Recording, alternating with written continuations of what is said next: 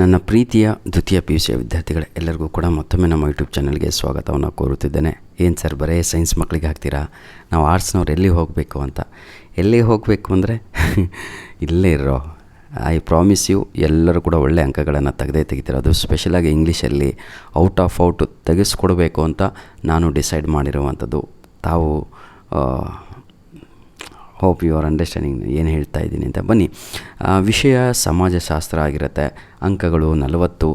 ತರಗತಿ ದ್ವಿತೀಯ P U C, ಎರಡನೆಯ ಕಿರು ಪರೀಕ್ಷೆ, ಯೂನಿಟ್ ಟೆಸ್ಟ್ 2. ನಿಮ್ಮ ಒಂದು ಯೂನಿಟ್ ಟೆಸ್ಟ್ 2 ಇದೆ. ಈಗ 100% ಈ ಕ್ವಶನ್ ಪೇಪರ್ ಹೆಲ್ಪ್ ಆಗುತ್ತೆ. 100% ಇವೇ ಕ್ವಶನ್ ಬರ್ತಾವ ಅಂತ ಕೇಳೋದಾದರೆ ದಯವಿಟ್ಟು ಕ್ಷಮಿಸಬೇಕು. ಎಲ್ಲರ ಮೈಂಡ್ಸೆಟ್ಟು ಬೇರೆ ಬೇರೆ ರೀತಿಯಾಗಿರುತ್ತೆ. ಆದರೆ ಇದೊಂದು ರಿವಿಷನ್ ಅಂದ್ಕೊಂಡು ತಾವುಗಳು ಮಾಡಿದರೆ ನಿಜವಾಗಿಯೂ ನಿಮ್ಮ ಒಂದು ಏನು ಬ್ರೈನ್ ಇದೆ ಅಲ್ವಾ, ಅದು ವರ್ಕ್ ಹಾಕ್ಲಿಕ್ಕೆ ಸ್ಟಾರ್ಟ್ ಆಗುತ್ತೆ. ಓದಿದ್ದೆಲ್ಲ ಎಕ್ಸಾಮಲ್ಲಿ ಬರೀತೀರ. ಬನ್ನಿ, 2001 ಅಯ್ಯೋ ದೇವ್ರೆ, 10 ಉಡಾಯಿಸಿದೇನೋ. ಜನಗಣತಿಯ ಪ್ರಕಾರ ಕರ್ನಾಟಕದ ಯಾವ ಜಿಲ್ಲೆ ಹೆಚ್ಚು ಜನಸಂಖ್ಯೆಯನ್ನು ಹೊಂದಿದೆ ಅಂತ ಪ್ರಶ್ನೆ ಇದೆ.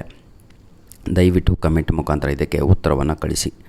ಕ್ವಶನ್ ನಂಬರ್ 2, ಹರಿಜನ ಎಂಬ ಪದವನ್ನು ಜನಪ್ರಿಯಗೊಳಿಸಿದವರು ಯಾರು?